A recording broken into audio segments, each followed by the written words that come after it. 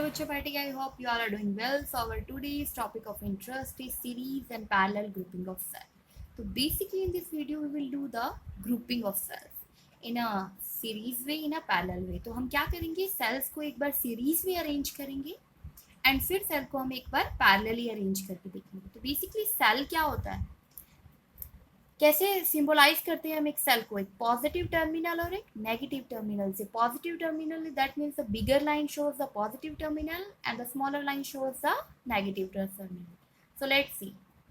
हाँ जी अच्छी पार्टी देखिए. So firstly we will discuss the topic of series grouping of cell. तो सीरीज ग्रुपिंग ऑफ सेल का मीनिंग क्या है, देखिए एक हमने काफ़ी सारे सेल्स को क्या कर दिया है, सीरीज में कनेक्ट कर दिया. और सीरीज में कनेक्ट करने के लिए एक जो इम्पॉर्टेंट थिंग है which is that the negative terminal of one cell is connected to the positive terminal of other cell. तो देखिए हमने क्या किया है, जैसे एक फर्स्ट सेल था, पॉजिटिव टर्मिनल उसका, bigger line shows the positive terminal, smaller line shows the negative terminal. तो जो ये नेगेटिव टर्मिनल है इसको हमने दूसरे सेल के पॉजिटिव टर्मिनल के साथ ऐसे कनेक्ट किया है.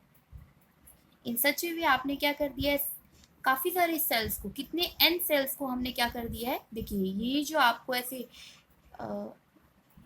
लाइंस शो की जाती हैं, ब्रेकिंग लाइंस जो आपको शो की जा रही है, इसका मतलब क्या होता है कि सीरीज में काफ़ी सारे सेल्स हैं. ठीक है, सॉलिड लाइन तो बेटा एक ही को शो करती है, लेकिन ये जो आप काफ़ी सारे शो करते हैं ना ऐसे करके, कटेड लाइंस जो होती हैं, इसका मतलब क्या होता है, काफ़ी सारे. हाँ जी. तो अगर आपने यहाँ पे एन सेल्स लिए हैं तो एन सेल्स जो सीरीज में अरेंज हैं उनका ईएमएफ कितना होगा. देखो अगर फर्स्ट सेल का ईएमएफ E1, दूसरे का भी E1, तीसरे का भी E1, ऐसे ही एन सेल्स का है. ठीक है, ये आपने शो किया है E and R, E and R. E and R का मतलब क्या था, हर एक सेल का ईएमएफ ई है और रेसिस्टेंस क्या है, इंटरनल रेसिस्टेंस आर है. तो फर्स्ट वाले का ईएमएफ ई, दूसरे वाले का ईएमएफ ई, थर्ड वाले का ईएमएफ ई. ऐसे करते करते कितने सेल्स हैं, एन सेल्स. तो एन सेल्स का ईएमएफ कितना हो जाएगा, एन इंटू ई. नेक्स्ट, अगर सभी सेल्स का जो रेसिस्टेंस है, इंटरनल रेसिस्टेंस जो हमने लास्ट वीडियो में देखा था, because of electrolyte of cell की वजह से होता है. अगर फर्स्ट सेल का वो स्मॉल आर है, सेकंड सेल का भी स्मॉल आर है, थर्ड सेल का भी स्मॉल आर है, ऐसे ही एन सेल्स का वो स्मॉल आर है, तो कितना हो जाएगा, एन इंटू स्मॉल आर.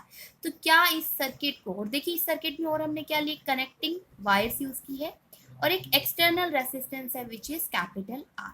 हाँ जी, जो हम इसको इस तरीके से सिंबलाइज कर लेंगे कि एन सेल्स जो सीरीज में उनका ईएमएफ एन ई है और टोटल रेसिस्टेंस एन आर है. तो इसी डायग्राम को हम एक और तरीके से शो कर सकते हैं. Let's see. हाँ जी बच्चे पार्टी देखिए, तो आपने ये जो सारे सेल्स थी इनको यहाँ पे सिंबलाइज कर लिया, एक positive terminal and this is your negative terminal, कि कितने हैं ये n E. That means n cells are connected in series. और ये जो स्मॉल आपने रिप्रेजेंट किया रेसिस्टेंस एन आर, मतलब इन सभी एन सेल्स का जो रेसिस्टेंस है, इंटरनल रेसिस्टेंस, वो क्या था, आर, और एन सेल्स है इसीलिए एन आर. तो इनको हमने इस तरीके से रिप्रेजेंट कर लिया. और पूरे सर्किट का जो रेसिस्टेंस था वो क्या था, एक्सटर्नल रेसिस्टेंस कैपिटल आर. अब हम इस पूरे सर्किट के रेसिस्टेंस के बारे में बात करना चाहिए. ठीक है, तो उसके अंदर क्या होगा, एक्सटर्नल रेसिस्टेंस भी होगा और ये इंटरनल रेसिस्टेंस भी होगा. और आप ये देख रहे हैं एक्सटर्नल और इंटरनल रेसिस्टेंस दोनों किस में है, सीरीज में है. तो टोटल रेसिस्टेंस क्या हो जाएगा, कैपिटल आर प्लस में एन इंटू आर. तो अगर आप टोटल करंट निकालना चाहते हैं which is equal to total EMF upon total resistance, क्योंकि टोटल करंट किसकी हेल्प से निकालेंगे हम, ओम्स लॉ की हेल्प से. ओम्स लॉ क्या कहता है, देखिए यहाँ पे हमने रिप्रेजेंट किया है V is equal to I R. तो करंट क्या हो जाएगा, V बाय आर. तो यहाँ पे वोल्टेज या फिर ईएमएफ कितना है हमारा, एन सेल्स के लिए क्या है, n E, and total resistance हमने कैलकुलेट किया है आर प्लस में स्मॉल एन आर. तो टोटल करंट की वैल्यू हमारे पास एन ई अपॉन में आर प्लस एन आर हो चुकी है. Now see some special cases. हाँ जी बच्चे पार्टी देखिए, तो फर्स्ट जो स्पेशल केस है that is if capital R is greater than small n r, मतलब कि आपका एक्सटर्नल रेसिस्टेंस इन सभी जो इंटरनल रेसिस्टेंस थी इन सभी के सम से भी ज़्यादा हो जाए. इस केस में क्या होगा, इस केस में हम एन आर को क्या करने वाले हैं, नेग्लेक्ट, क्योंकि हमारा कैपिटल आर बहुत ज़्यादा बड़ा है, हमने ये केस लिया है. तो हमारे पास करंट की वैल्यू क्या हो जाएगी, N epsilon by R. Means current की वैल्यू हमारे पास इस केस में क्या आ रही है, N times the current epsilon by R that can be drawn from the one cell. जो एक सेल था, ठीक है, एक सेल कितना करंट ड्रॉ करता है, एप्सिलॉन बाय आर, उसका एन टाइम्स मिलेगा. किसके केस में, जब आपके पास आर की एक्सटर्नल रेसिस्टेंस की वैल्यू ग्रेटर हो जाए एन इंटू आर से, इंटरनल रेसिस्टेंस से. इससे अपोजिट केस, अगर आर की वैल्यू स्मॉल हो जाए, इसके केस में क्या होगा, तो हम इस आर को क्या करेंगे, नेग्लेक्ट करेंगे. जिसकी वैल्यू स्मॉल होती है हम उसी को नेग्लेक्ट करते हैं.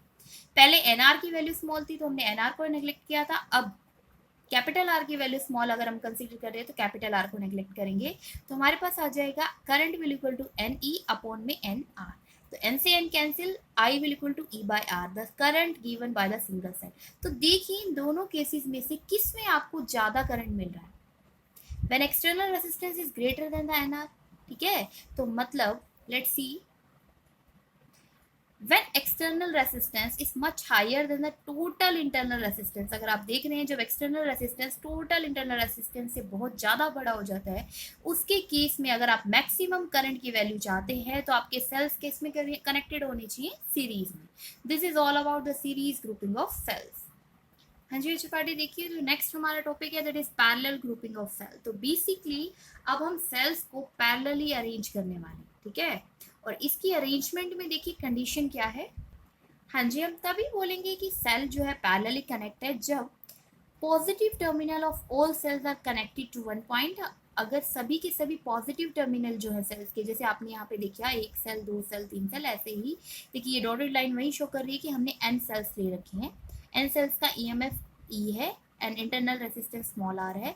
तो जब इन सभी सेल्स का देखिए bigger line shows the positive terminal and smaller line shows the negative terminal, तो सभी सेल्स का जो पॉजिटिव टर्मिनल है वो एक पॉइंट से कनेक्टेड हो, सभी सेल्स का देखिए कनेक्ट हो रहा है पॉइंट ए से। ऐसे ही सभी सेल्स का नेगेटिव टर्मिनल एक पॉइंट से कनेक्टेड हो, तो देखिए सभी के सभी सेल्स का नेगेटिव टर्मिनल पॉइंट बी से कनेक्टेड है। तो हम बोलेंगे कि सेल्स किस में है, पैरेलली है। ठीक है, हमने क्या लिया है, late m cells each of EMF E and internal resistance R be connected in parallel between the point A and B and capital R is the external resistance। so basically हाँ जी, basically जो party हम कर क्या रहे हैं, हमने m cells ली हैं, उन m cells को पैरेलली अरेंज कर लिया है और सर्किट में करंट फ्लो कर रहा है और हमने एक एक्सटर्नल रेजिस्टेंस कैपिटल R भी ली है। अब देखिए क्योंकि आपके सेल्स किस में अरेंज है, पैरेलल में, और पैरेलल में रेजिस्टेंस क्या होता है, देखिए अगर सभी का हम इंटरनल रेजिस्टेंस करें तो सभी का इंटरनल रेजिस्टेंस क्या था, आर था, और आपकी ईएमएफ की वैल्यू क्या थी, ई थी। अब जो रेजिस्टेंस अगर पैरेलली हो तो कैसे अरेंज करेंगे हम, पैरेलल में 1/r डैश, हम नया रेजिस्टेंस ले रहे हैं पैरेलल के लिए, r डैश ले लीजिए, आर पी ले लीजिए, जो भी आपको कंफर्टेबली सूट हो। तो 1/r dash is equal to 1/r first वाले का, सेकंड वाले का 1/r, थर्ड वाले का 1/r, ऐसे ही कितने हैं m टर्म्स तक हैं, m टर्म्स तक हैं तो क्या हो जाएगा m/r। तो अगर आप रेसिस्टेंस r डैश कैलकुलेट करना चाहते हैं तो ये r डैश क्या हो जाएगा, इससे reverse, that is small r divided by the m। तो टोटल रेसिस्टेंस सर्किट का आ गया हमारे पास। टोटल रेसिस्टेंस का मतलब क्या होता है, इंटरनल रेसिस्टेंस प्लस में एक्सटर्नल रेसिस्टेंस। एक्सटर्नल रेसिस्टेंस कितना था बेटा आपका, कैपिटल R, और इंटरनल रेसिस्टेंस की वैल्यू आपने कैलकुलेट कर ली है जब सेल्स किस में अरेंज थे, पैरेलली, दैट इज r/m। तो टोटल हो गया आपका कैपिटल R प्लस में स्मॉल r/m। और टोटल ईएमएफ क्या है इस कॉम्बिनेशन का, m एप्सिलॉन। ठीक है, हाँ जी बताइए, m एप्सिलॉन होगा या एप्सिलॉन होगा, एप्सिलॉन होगा या ई होगा, क्यों होगा ऐसा, बिकॉज जब भी आप पैरेलल सर्किट देखते हैं तो पैरेलल में करंट डिवाइड होता है। देखिए ओम्स लॉ ने हमें दो ही क्वांटिटीज बताई थी, वोल्टेज एंड करंट। जब भी सीरीज में हम बात करते हैं तो सीरीज में क्या चीज डिवाइड होती है, वोल्टेज। इसीलिए हमने जो एप्सिलॉन E1 E2 E3 लिए थे तो हमने उसको कितना लिया था लास्ट टाइम, NE तक लिया था।